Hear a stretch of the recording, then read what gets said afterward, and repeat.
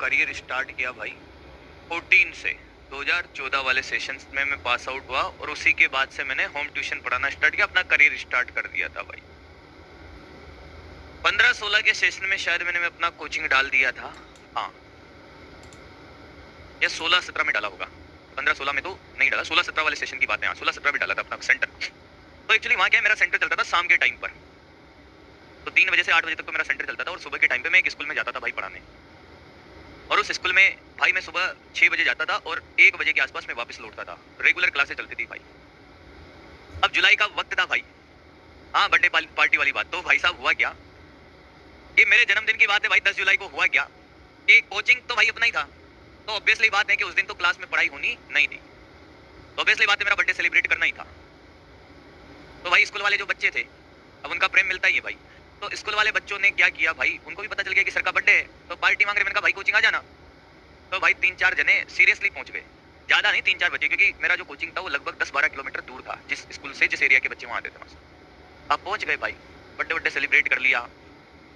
उस कोचिंग का एक मास्टर भी आ गया, मतलब टीचर लोग जो ठीक है जिनसे बात चलती रहती है, उनमें से एक टीचर भी आ गया, उनको भी साथ लेकर आ गया। अब स्कूल का जो डायरेक्टर था ना भाई, उसको बात पता चल गई कि ये एक बालक ये है, एक बालक ये है और एक बालक ये है, 3-4 बालक, नाम डिस्क्लोज नहीं करूंगा भाई ऑनलाइन का जमाना है। वो पहुंच गए भाई, और जैसे ही वो गए दूसरे दिन स्कूल में, भाई डायरेक्टर ने उनको जो सूता है भाई उठा उठा के पटक पटक के भाई, कैसे कैसे चले गए वहां पर तुम। और वो बच्चे आज भी भाई बर्थडे के दिन मुझे हमेशा कॉल करते। एक बच्चा नर्सिंग ऑफिसर लगा हुआ है यूपी के अंदर, दिल के बड़ा करीब है मेरे। एक बच्चा आर्मी में है, 12th पास होते हुए आर्मी में लग गया था, और एक अभी तैयारी कर रहा है, अभी वो नहीं लगा है तो ये कहानी रही भाई। एक्चुअली डायरेक्टर थोड़ा ऐसा ही था वो, किसका हुआ, उसको ऐसा लगता था कि अगर बच्चे वहां इतनी दूर इसके कोचिंग में चले गए, बच्चे इसके साथ चले जाएंगे। खैर उसने मेरे से कुछ कहा नहीं, इतनी हिम्मत थी नहीं उसकी कहने की, क्योंकि मेरे से कहता तो मैं उसी दिन स्कूल को छोड़ के रवाना हो जाता सीधा घर। और ये बात हुई उसी सेशन में भाई, उसी स्कूल में। फिर जब एंडिंग चल रहा था, सिलेबस लगभग कंप्लीट हो गया था सभी बैचेज का, तो हुआ क्या दोस्त कि एक बार, मतलब जब शुरुआत में हमने ज्वाइन किया था ना दोस्त, तो ऐसा नहीं था कि सबके मोबाइल रखवाए जाते थे, किसी टीचर का मोबाइल नहीं रखवाया जाता था। फिर उन्होंने एक नया रूल निकाला, एंडिंग सेशन एंड चल रहा है, सिलेबस सबका पूरा हो चुका है, तो एक्चुअली वहाँ ऐसा चलता है कि अब टीचर को या तो निकाल देंगे या परेशान किया जाएगा या खुद ही चला जाए। तो बाकी टीचर्स जो जिनका सिलेबस पूरा हो चुका था फ्री बैठे रहते थे, लगभग सबका ही हो चुका था, पर जिनको टारगेट कर रखा था कि साहब इनको निकालना है, कुछ ना कुछ हो जाए। तो मुझे तो पता नहीं था भाई ऐसा खेल चल रहा है। मैं उस दिन थोड़ा सा लेट पहुंचा, 5 मिनट, सारे टीचर्स को ऐसे लाइन में खड़ा कर रखा है और सबसे मोबाइल ऐसे छीने जा रहे हैं, ठीक है कि आपको मोबाइल याद रखना पड़ेगा। अब भाई साहब, अरे सुन ले भाई, पढ़ाता तो मैं रोजाना ही हूँ, रोजाना नहीं सुनाऊंगा ये कहानियां, तुझे कुछ सीखने को मिलेगा इसलिए सुना रहा हूँ, बाकी नहीं सुना सिखाता ना सुनाता। तो मेरा भी नंबर आया और आप मानोगे नहीं, मेरा मोबाइल बंद था उस दिन, मतलब डिस्चार्ज था तो बंद हो गया। तो मैंने से कहा कि सर मोबाइल दे दो। अब वो स्कूल ऐसा था, चारों तरफ से उसके ऐसे बिल्डिंग थी और रेलिंग थी जिसमें बच्चे खड़े होकर देख रहे थे कि आज चल क्या रहा है, टीचर क्यों नहीं आ रहे ऊपर पढ़ाने। अब बच्चे देख रहे और मेरे से मोबाइल मांगा कि सर आप मोबाइल दे दो। मैंने कहा क्यों सर, कि नहीं अब क्लास के अंदर मोबाइल लेके नहीं जाना है। और मैं कतई नहीं फेंक रहा हूँ भाई, तुझे लपेटने की जरूरत नहीं पड़ेगी बिल्कुल भी। मैंने कहा क्यों सर, कि बस अब आज से यही रूल है। मैंने कहा यार मेरा तो मोबाइल भी बंद है। नहीं फिर भी आप यहाँ जमा करा दो। अब बच्चे देख रहे भाई, बच्चे सोच रहे कि ये क्या करेगा। जैसे मैंने ऊपर देखा, अगर आपको रूल बनाना था तो आप डे 1 से मेरे को बोलते कि सर आपको मेरे स्कूल में मैं नौकरी दे रहा हूँ और ये नियम है जो आपने स्टार्टिंग में नियम बताए थे, इतने टाइम पे आना और इतने टाइम पे जाना, इतनी क्लासे लेनी, इतनी क्लासे तब सिलेबस कराना है। मैंने सब कराया, पर ये रूल डे 1 पे नहीं था। तो मैंने कहा मैं तो ले जाऊंगा, कि नहीं सर। मैंने कहा ठीक है फिर रख, मैंने कहा तेरी नौकरी, हम निकलता है। वो दिन मेरे उस स्कूल का लास्ट दिन था भाई, मैंने उससे सैलरी भी नहीं मांगी। मैं आया घर, कोई लोड नहीं, घर आया मस्ती से, थोड़ा टेंशन तो होता ही है भाई, ठीक है भाई। फिर 1.5-2 महीने बाद उसने कॉल करके बुलाया, मेरा जो पैसा था वो दे दिया। फिर उसके बाद मैं जीवन में कभी गया नहीं उस स्कूल में भाई। कहानी का सार ये है दोस्त, कहानी का सार क्या है, स्वाभिमान से काम करना है जीवन में, स्वाभिमान वाली जिंदगी जीनी है। ऐसा नहीं मैंने कोई बहुत बड़ा काम कर दिया ना दोस्त, बहुत बड़ा काम नहीं किया, स्वाभिमान से जीना है बस, सीधी बात, और कुछ नहीं। अगर डे 1 से वो मेरे को बोलते ना कि सर क्लास में आपको मोबाइल लेके नहीं जाना है, मैं नहीं जाता भाई। या मुझे अगर ऐसा ही कुछ होता तो मैं ज्वाइन ही नहीं करता भाई।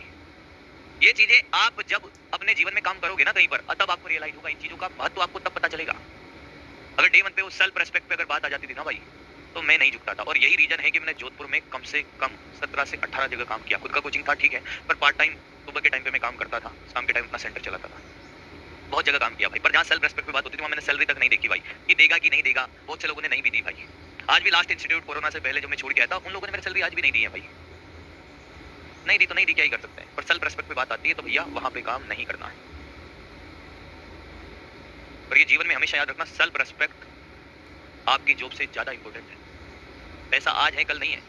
अब जब आप जॉब करने लगोगे तब आपको पैसे का इतना वो मोह नहीं रहेगा भाई। अगर आप सेल्फ रेस्पेक्ट को महत्व देते हो तो, नहीं देते हो तो भाई रहेगा। फिर करो भाई, क्या कि नीचे लगेगा सर एमजी, हाँ यहाँ पे टेंशन T1 मान ले दोस्त, यहाँ पे T2 मान ले, बराबर होगा अलग अलग होगा, पता चल जाएगा भाई।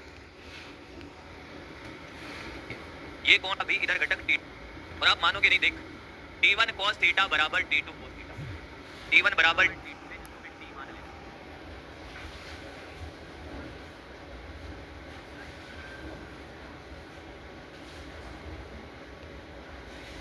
हो जाएगा बराबर mg, तो T बराबर mg अपॉन 2 sin थीटा, ये बराबर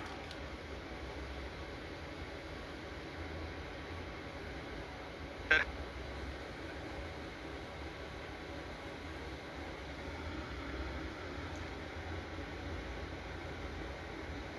युगांडा से थोड़ी आया हूँ भाई, नकल जो आपकी है ना उस हिसाब से हमें लगता नहीं आपकी लव स्टोरी रही होगी, मगर कोई बात नहीं दोस्त, होता है, तुम जैसा समझ लो भाई। मुझे खुद की बेइज्जती करने में भी कोई ऐसा डर नहीं लगता है भाई, समझ सकता है तू भाई। मैं कोई एक्सपेरिमेंट कर रहा हूँ भाई, इसलिए ऐसा कर रहा हूँ अभी।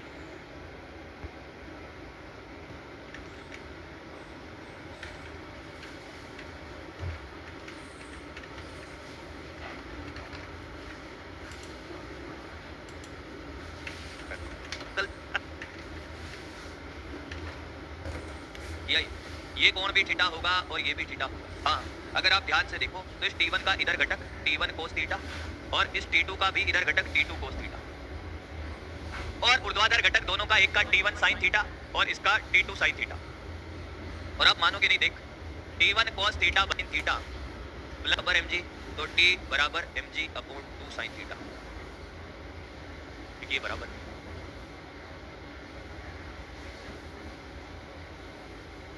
आपकी लव स्टोरी के बारे में